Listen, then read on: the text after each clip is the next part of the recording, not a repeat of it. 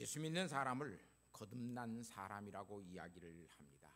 거듭났기 때문에 하나님의 자녀고 하나님의 백성이라고 말을 합니다.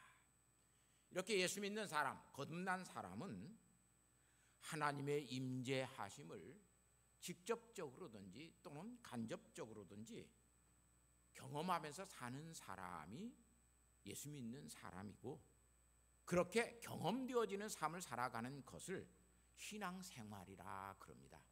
신앙생활은 교회에 다니는 것이 신앙생활이 아니고 하나님의 임재를 경험하면서 사는 것이 신앙생활입니다. 그래서 우리 개혁주의는 코람데오라고 하는 사상을 굉장히 중요시 여깁니다. 하나님의 임재를 경험해야만 하나님 앞에서 사는 믿음의 삶이 있기 때문에 그렇습니다. 이 코람데오의 신앙을 가지고 사는 사람, 하나님의 임재를 경험하고 사는 사람, 성령 하나님의 임재를 매일매일 경험하면서 사는 사람은 첫 번째, 하나님의 살아계심을 알게 됩니다. 성경에서 하나님은 살아계십니다라고 말을 해서 하나님이 살아계시는 것이 아니라 성령님의 임재를 경험할 때 하나님의 살아계심을 오늘 우리는 깨닫고 알게 됩니다. 두 번째는 영이신 성령 하나님의 이 영이신 성령 하나님께서 내게 말씀하시는 것을 알게 됩니다. 이것은 성령 하나님께서 말씀하시는 거구나. 내가 막 이렇게 저렇게 그렇게 하려 아니야. 그것은 하나님의 뜻을 이루는 것이 아니야. 오기스러운 생각을 할 수도 있습니다. 나쁜 생각을 할 수도 있습니다. 그때 성령 하나님께서 말씀하십니다. 너 그렇게 하면 안 돼. 이렇게 성령 하나님께서 말씀하시는 것을 경험하고 사는 것이 신앙생활이에요. 세 번째는 이 말씀의 임재를 통하여 우리를 깨닫게 하시면서 그 말씀의 임재하심 속에서 오늘 우리가 성화되어져 가는 삶을 살아가는 그 삶을 살게 하시는 것이 성령님의 임재예요. 성령님의 임재를 경험하는 사람은 성화되지 않는 사람이 없어요. 그러나 성령 하나님의 임재를 경험하지 않고 사는 사람들은 성화되지 않습니다. 예수를 믿어도 교회를 다녀도 성화되지 아니하고 어떻게 돼? 악화되어져 가요. 굉장히 그래 사람이 악한 사람으로 더 살아요. 왜 예수 믿는 사람이 저 나쁜 생각을 할까? 왜 예수 믿는 사람이 저렇게 덕이 되는 말을 하지 못할까? 악화되게 있기 때문에 그래요. 이런 사람들은 성령 하나님의 임재를 경험하지 못하는 사람들은 하나님의 살아계심도 믿지 않습니다. 하나님 앞에 나와서도 하나님의 말씀을 듣지도 못합니다. 그러니까 성품의 변화라고 하는 것도 있을 수가 없습니다. 데이비드 보르덴이라고 하는 사람은 하나님의 임재에 대해서 이렇게 아주 단정적으로 아주 귀한 말로 우리를 깨우쳐 주는 것을 볼 수 있어요. 하나님은 우리가 가장 갈망하는 방식으로는 부재하지만 가장 필요한 방식으로 우리에게 임재하신다. 우리는 하나님이 이렇게 임재해 주기를 갈망해요. 내가 나쁜 일을 하는데 하나님께서 내 뒤통수를 탁 때리고 너 임마 거기서 돌이켜, 이렇게 임재하는 것을 원해요. 그러면 내가 나쁜 일을 안 할 건데, 그렇게 하나님을 갈망하고 살아가요. 그런데 그런 방식으로 하나님은 우리에게 임재하시는 것이 아니라 가장 필요한 방식으로 하나님 자신을 우리에게 알리시고 말씀하신다고 이야기를 해요. 그래서 하나님의 임재는 성경에 보면 많은 사람들이 하나님의 임재하심을 경험하고 살아갑니다. 그런데 그 하나님의 임재하심이 똑같이 다 정형화되어 있지 않습니다.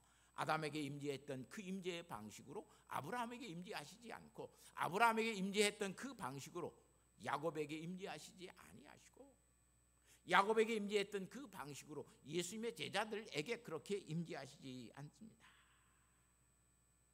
누구에게나 똑같지 않습니다. 오늘 본문 말씀해 보면 사울은 살기가 등등하여 다메섹으로 가고 있습니다. 그런데 사울에게는 호련히 빛으로 성령님의 임재가 이루어집니다. 누가는 이 목격자의 입장에서 누가복음 9장 3절에 보면 호련히 하늘로부터 빛이 그를 둘러 비추는지라. 호련히, 엑사이프레스라고 하는 이 헬라 말인데 갑자기 뜻밖의 그런 뜻이에요. 빛이 하늘로부터, 빛이 포스라고 하는 빛이 내려와 바울을 둘러쌌다라고 이야기해요. 한순간에 사울은 빛에 휩싸인 사람이 되었어요. 그런데 다시 사도행전 22장 6절에는 이 빛을 큰 빛이라 이야기해요. 큰 하카노스라고 하는 이 말인데 충분한 그런 뜻이에요. 충분한 빛이, 그에게 충만한 빛이 그를 에워쌌다라고 이야기를 해요. 그래서 초대교회 성령님의 임재를 나타내는 그런 그림, 회화라고 하는 그림들을 보면 성령 충만한 사람들을 빛으로 이렇게 싸놓는 그림들을 볼 수 있어요. 또 그뿐만 아니라 사도행전 26장 13절에는 베스도와 아그리파 왕에게 사도 바울이 가서 설교를 할 때에 하늘로부터 해보다 더 밝은 빛이 그를 비췄다라고 이야기를 해요. 사실상 지구상에 해보다 더 밝은 빛은 있을 수가 없습니다. 여기 해보다 더 밝은 빛이라고 하는 이 말은 휘페르라고 하는 이 헬라 말인데, 그런 밝은 빛을 이야기하는 것이 아니라 헬라 원문 성경에 보면 해를 대신하여, 해를 배경으로 하여 비춰지는 빛, 대신에 비춰지는 빛, 그런 의미를 갖고 있습니다. 해를 대신하는 그 빛이 바울 자신을 둘러쌌다 이야기해요. 이렇게 이 빛은 단순한 그런 빛이 아니었다라고 하는 것을 오늘 우리는 알 수 있습니다. 그런데 이 빛 속에 다 소리가, 말씀이 있었다라고 이야기를 해요. 이 성령 하나님의 빛의 임재가 얼마나 신비한가를 성경 자체가 신비함을 설명할 수가 없기 때문에 말하는 곳곳마다 그것이 모순되어 나타나는 것을 볼 수 있어요. 사도행전 9장 7절 말씀에는 같이 가던 사람들은 소리만 듣고 아무도 보지 못하여 말을 못하고 서 있더라. 같이 가던 사람들은 소리를 들었는데 빛은 보지 못하였다라고 이야기를 해요.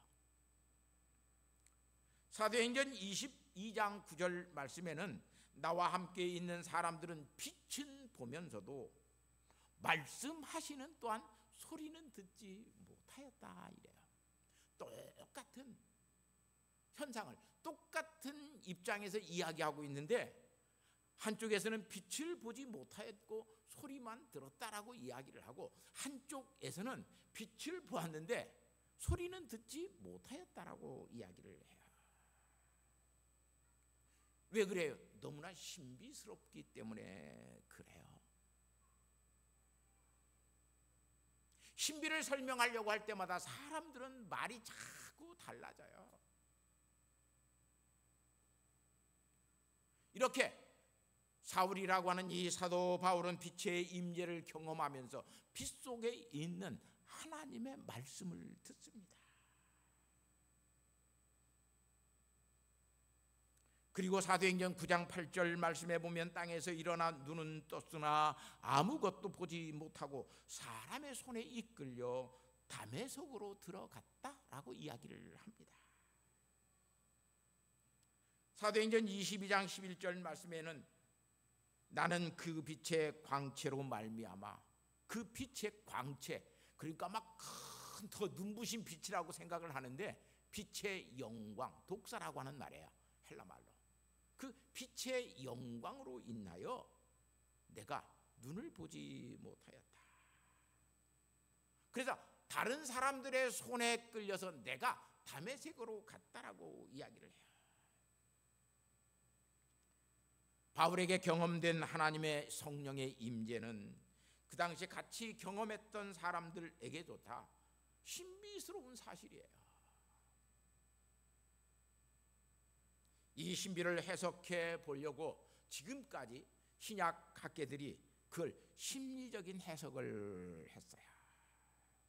그러나 심리적인, 바울 속에 일어난, 사람들 속에 일어난 심리적인 현상이다라고 이야기를 했지만 그것을 해석해낼 수는 없었어요. 두 번째는 종교사학적인 해석을 했어요. 이 종교사학적인 해석을 통해서, 다시 말하면 역사적인 해석을 해보려고 그랬는데, 종교 역사적인 해석을 해보려고 했는데 이것도 신약학계에서 해석할 수 없다라고 하는 것이 판멸이 났어요. 더욱이 사도 바울이 자기 자신이 직접 다메섹 도상에서 체험했던 것을 직접 자기 자신이 언급해요. 자기의 말로. 사도행전에 나타난 말은 다 누가가 기록한 거예요. 그래서 사울의 직접적인 이야기가 아니에요.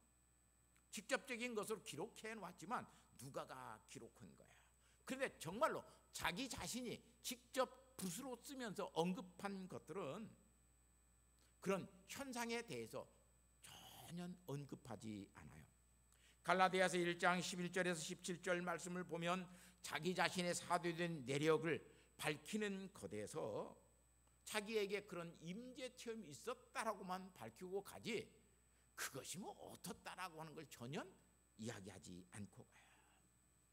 두 번째는 고린도전서 9장 1절에서 2절 말씀에 보면 사도로서 자기 자신이 다메섹 도상에서 임재를 통해서 예수 그리스도를 내가 보았다. 나도 예수 그리스도를, 부활하신 예수 그리스도를 나도 만난 사람이다. 그래서 나에게는 사도성이 있다라고 하는 것을 주장해요. 세 번째는 고린도전서 15장 4절에서 8절 말씀에 보면 다메섹 체험을 자신도 예수 그리스도가 부활하신 후 게바가 예수님을 만났듯이, 12 제자들이 예수님을 만났듯이, 500여 형제들이 예수님을 만났듯이, 주의 형제 야고보가 예수님을 만났듯이, 그 외 모든 사도 도마에게도 예수님께서 나타나셨듯이, 그리고 만삭되지 못하여 난 자신에게도, 이 바울에게도 예수님께서 나타나 만나 주셨다라고 이야기를 해요. 이렇게 다메섹 도상에서 예수님을 만난 그것은 바울이 내가 예수님을 직접 만난 것이라고 이야기를 해요. 부활하신 예수님이 내게 나타나 보이셨다라고 이야기를 해요. 이 직접적인 말 속에 사도행전에서 나타난 그러한 현상적인 것들은 설명하지 않고 가는 것을 볼 수 있어요. 왜? 신비기 때문에 그래요. 성경에 보면 하나님의 임재하심은 현실적으로 어떠한 것이냐, 그것이 중요한 것이 아니에요. 현실적으로 하나님의 임재를 경험하는 것은 다양하기 때문에 그래요. 성경은 그러한 것에 대해서는 관심이 없습니다. 다만 하나님의 임재를 경험하는 사람들은 하나님의 말씀을 듣고 깨닫고 어떻게 변화되느냐에 성경은 관심이 있어요. 성령 하나님의 임재를 경험하고 사는 사람은 그래서 반드시 변화돼요. 성화되어져 가요. 악화되지 않아요. 예수 믿으면서도 계속 악한 생각을 가지고 있는 사람은 사실상 중생하지 못한 사람이고 그리스도의 영이 없기 때문에 성령 하나님의 임재를 경험하면서 사는 사람이 될 수가 없어요. 성령 하나님의 임재를 현실적으로 내가 경험하고 그렇게 살아가면 첫 번째, 사람에게는 생각의 변화가 있어요. 두 번째는 감정의 변화가 일어나요. 세 번째는 그래서 행동의 변화, 의지의 변화가 일어나서 인격적인 변화를 누리고 살아가는 거예요. 인격의 변화라고 하는 것, 우리 성품의 변화라고 하는 것은 생각의 변화가 없으면 안 돼요. 내 안에 성령님이 계시다라고 아는 순간 생각의 변화가 일어나요. 그뿐만 아니라 성령 하나님이 내 안에 계시기 때문에 감정의 변화라고 하는 것이 일어나요. 그리고 생각과 감정의 변화가 일어나면 그 사람은 반드시 행동의 변화, 의지의 변화가 있어요. 생각과 감정의 변화가 있는데 의지의 변화가 없다면 생각과 행동의 변화가 없는 거예요, 사실상. 이렇게 하나님의 임재를 마리아가 경험하잖아요. 지난주 설교에 봤을 때. 그리고 그가 인격적으로 예수 그리스도 앞에서, 성령 하나님 앞에서 고백해요. 주의 여종이 아니. 옛날 성경이 더 어감적으로 좋아요. 주의 계집종이여니 주의 말씀대로 내게 이루어지이다. 얼마나 귀한 말씀인지 몰라요. 하나님의 임재를 설명하면서 우리는 알 수 있는 일이 아니에요. 오직 성령 하나님의 임재는 경험한 사람들만이 알 수 있어요. 말씀을 깨닫는 사람만이 성령 하나님께서 내게 어떻게 말씀을 깨우쳐 주시는가를 알아요. 그래서 신비입니다. 이렇게 하나님의 임재하심을 신비로 알지 못하면 거듭난 사람이 될 수가 없을 뿐만 아니라 성화되어져 가는 삶을 살아갈 수가 없어요. 오늘 이렇게 사도 바울이었던 이 사울에게는 빛의 임재로 성령 하나님이 임재해 주셔야. 그런데 같은 사건의 맥락 안에 있으면서도 아나리아라고 하는 사람에게는 사도행전 9장 11절 말씀을 보면 거기는 환상 중에 성령 하나님의 임재를 경험해요. 환상이라고 하는 말은 헬라 말로 호라마라고 하는 이 말인데 눈에 보이는 것, 눈에 보이는 어떤 광경, 눈에 나타나는 어떤 출현, 이런 것을 나타내는 말이었어요. 환상이라고 하는 말보다는 사실상 이상이라고 하는 말로 번역하는 것이 더 정확한 번역이에요. 그런데 이 환상이라고 하는 이 말을, 이 호라마라고 하는 말을 사도행전은 전부 다 호라마라고 하는 이 말을 이상으로 번역하지 않고 환상이라고 번역을 했어요. 좀 성경의 어감에 맞지 않는 잘못된 번역이라고 볼 수 있어요. 왜냐하면 환상이라고 하는 것은 현실로는 있을 수 없는 일을 있는 것 같이 상상하는 것이 환상이거나 또는 그렇게 보여지는 것을 환상이라고 이야기를 해요. 그래서 이 환상은 환영이라고 하는 말과 상통하고 있어요. 환영은 아니잖아요. 환영은 거짓으로 비춰지는 것이에요. 감각에 어떤 착오로 인하여 잘못 보고 또 잘못 인지할 수 있는 것이 환영이에요. 환영 중에 예수님께서 나타나셨다? 그건 내가 잘못 봤다라고 하는 이야기예요. 그래 매우 부적절한 번역이라고 하는 것을 알 수 있어요. 아나리아에게 환상 중에 나타난 것이 아니라 이 호라마라고 하는 이 말은 이상 중에 나타나셨다라고 하는 말이에요. 이상은 기이한 현상입니다. 평소에는 그런 일이 없다가 갑자기 그런 일이 생겨지는 것을 이상이라고 이야기를 합니다. 이상 중에 나타나시는 이 하나님은 나타나셔서 자기 자신을 알리십니다. 자기 자신을 오늘 우리에게 그냥 현실적인 이야기로 말하면 노출시키시고, 신학적인 이야기로 말을 하면 계시하십니다. 계시라고 하는 것, 노출시킨다라고 하는 말은 가리워져 있던 것을 벗어서 드러나게 한다라고 하는 말이에요. 그래서 이상을 통해서 보는 자로 또는 듣는 자도 하나님은 깨닫게 하십니다. 그렇게 하나님의 임재를 경험하는 사람은 용기를 얻으며 하나님께서 왜 나에게 이런 것들을 맡겨주시는가에 대한 소명을 깨닫게 됩니다. 깨닫게 되고 소명을 발견하게 되니까 자연히 하나님의 임재를 경험하는 사람은 뭐예요? 변화되어져 가요. 내가 이 생각으로 살아서는 안 되지. 그 생각의 변화를 갖습니다. 내가 저런 일에 이런 감정을 가지고 그 일을 하면 안 되지. 그래서 감정의 변화를 겪습니다. 이렇게 이상 중에 경험되어지는 것들은 사실상 하나님과의 대화가 이루어집니다. 아나리아는 갑자기 그런 이상을 경험한 것이 아니라 사실상 경건하게 사는 사람이었기 때문에 그는 기도하는 가운데, 하나님의 말씀을 읽는 가운데 자기의 이상 속에서 하나님의 말씀하시는 것을 깨닫습니다. 그리고 그 이상 속에서 오늘 본문 말씀에 보면 아나리아와 성령 하나님의 대화가 이루어지고 있음을 볼 수 있습니다. 그걸 사람들은 양심의 소리라 그래요. 우리의 마음속에 성령 하나님의 임재를 경험하면 우리의 양심 속에서 성령 하나님과 내 양심이 대화를 시작합니다.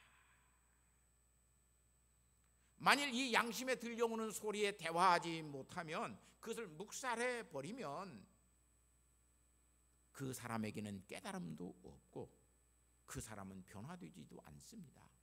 그뿐만 아니라 그런 사람은 성령님의 임재를 경험할 수가 없습니다. 아담과 하와도 그래서 대화합니다. 야곱도 대화합니다. 요나도 대화했습니다. 다윗도 대화하였습니다. 하나님이시던 예수님도 십자가에 달리시면서 하나님과 대화하시는 것을 볼 수 있습니다. 이렇게 대화가 중요한 것은 모든 대화자에게 회개와 회심이라고 하는 것이 주어지기 때문에 그렇습니다. 하나님과 하는 이 대화는 깨달음을 오늘 우리에게 가져다 줍니다. 또 그뿐만 아니라 이 대화 속에는 하나님이 우리에게 질문하시는 질문이 있습니다. 하나님의 성령의 임재를 경험하는 사람은 하나님과의 대화 속에서 깨달음을 얻거나 아니면 하나님이 내게 묻는 질문이 있습니다. 너 그렇게 하는 것이 맞는 거야? 너 그렇게 하는 것이 하나님의 의를 이루는 거야? 질문이 생겨나고 질문이 있게 됩니다. 또 그뿐만 아니라 하나님의 임재를 경험하는 사람들은 성도와의 교제를 통해서 하나님의 임재를 경험합니다. 이분 안에도 성령 하나님이 계셔서 이 말을 하게 하시는구나. 그렇게 성도와의 교제를 통해서 사귀는 것을 믿음의 교제라 그래요. 교회 다니면서 장로님 돈 많으니까 나 돈 좀 빌려주세요. 사업 그래 돈 빌려. 그게 믿음의 교제 아니에요.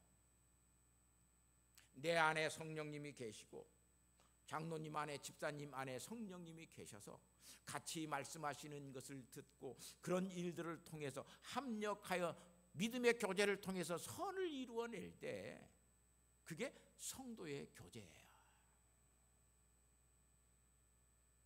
이런 사람들은 그래서 믿음이 없는 사람들, 불신자들과는 멍에를 같이 매지 않습니다. 그들과 같이 협력해서 선을 이루어낼 수 없기 때문에 그런 일에는 동참하지 않습니다. 사랑하는 성도 여러분,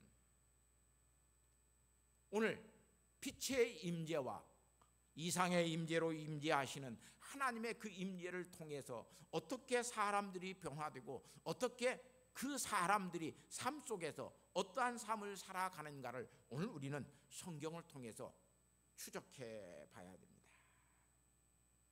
전혀 그런 방식으로 임재해 주시기를 원하지 아니하였습니다. 그런데 하나님은 다윗에게는 빛으로, 아나리아에게는 이상 중에 임재해 계십니다. 그리고 그들을 깨닫게 하시고 그들에게 질문하시고 그리고 성도의 교제를 통해서 그 일을 이루어 가게 하십니다. 아나리아를 통해서 사울에게 보내십니다. 하나님이 직접 사울을 눈뜨게 하시고 보게 할 수도 있습니다. 그런데 아나리아를 통해서 보내십니다. 성령 하나님의 임재를 경험하면서 사는 것이 얼마나 귀한 축복인가를 오늘 우리는 깨달아야 됩니다. 이렇게 다양한 방식으로 하나님은 우리에게 성령의 임재하심을 알리십니다. 사랑하는 성도 여러분, 그래야 예수 믿는 사람입니다. 그래야 성도의 삶을 살아갈 수 있습니다. 목사라고 해서 성도의 삶 살아가는 것 아닙니다. 하나님의 임재를 경험하지 않고 사는 목사는 굉장히 악해질 수 있습니다. 5대 때 예수를 믿고 장로가 된 장로님도 성령님의 임재를 경험하지 않고 살아가면 굉장히 악한 장로로 우리에게 드러날 수 있습니다. 그런데 많은 사람들이 성령님의 임재를 자기가 갈망하는 방식으로 임재하지 아니하면 성령님의 임재가 아닌 걸로 알고 있습니다. 그런 임재가 없기 때문에 사람들은 또 이상스러운 신비적인 임재를 이야기하면 그것에 홀딱 넘어가 버립니다. 그리고 그런 임재를 경험하는 사람이 어떤 사람? 신령한 사람이라고 이야기를 합니다. 성령님의 임재는 가장 보편적인 방식이 말씀의 임재입니다. 그래서 설교 말씀을 들을 때 깨닫는다라고 하는 거 얼마나 중요한지 모릅니다. 하나님의 말씀을 읽을 때, 묵상할 때 깨닫는다라고 하는 거 얼마나 중요한지 모릅니다. 그뿐만 아니라 내게 질문이 생기는 것 얼마나 귀한 축복인지 모릅니다. 그리고 그런 성령님의 임재를 경험하면서 같이 협력하여 일할 수 있는 사람이 내게 있다라고 하는 것 얼마나 귀한 축복인지 모릅니다. 사랑하는 성도 여러분, 내가 갈망하는 방식으로, 내가 원하는 방식으로 성령 하나님은 내게 임재해 계시지 않고 성령 하나님께서 내게 필요한 방식으로 임재해 계셔서 주님 앞에 우리가 살게 만드십니다. 호람데오라고 하는 것은 성령님의 임재를 경험하지 않고 사는 사람에게는 아무런 소용이 없습니다. 하나님의 면전에서, 하나님의 어전에서, 하나님 앞에서 살고 있다라고 하는 이 개혁 신학은 성령 하나님의 임재를 경험하는 사람들의 슬로건이었고 신앙의 표어였습니다. 그냥 하나님 앞에서 산다고 사라지는 것 아니지 않습니까? 하나님이 나를 지켜보고 계신다라고 하는 것을 아는 그 순간 우리는 경건해집니다. 우리는 헛된 대로 가지 않습니다.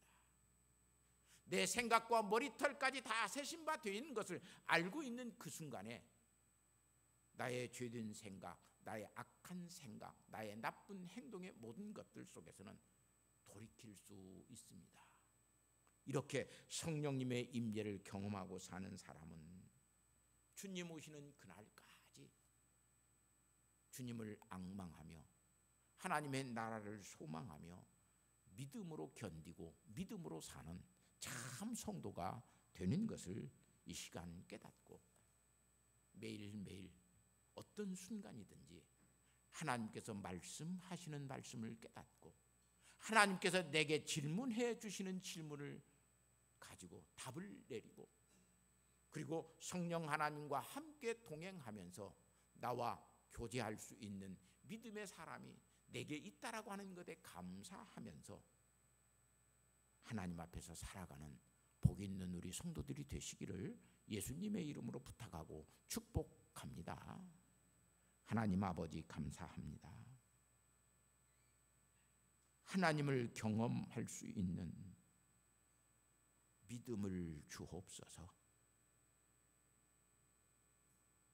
하나님께서 말씀하시는 것을 깨닫는 성도가 되게 하시고 하나님께서 우리에게 질문하시는 그 질문을 품고 살아갈 수 있는 성도가 되게 하여 주시고 나와 같은 생각, 나와 같은 감정, 나와 같은 믿음의 그 모든 것들을 행하는 성도가 있다라고 하는 것을 통해서 성도의 교제를 누리고 하나님의 뜻을 이루어 갈 수 있는 그런 믿음의 사람 되게 하여 주셔서 매일매일 매순간 우리는 하나님 앞에서 살고 있음을 고백할 수 있는 효성의 성도들 되게 하옵소서. 예수님의 거룩하신 이름으로 기도하옵나이다. 아멘.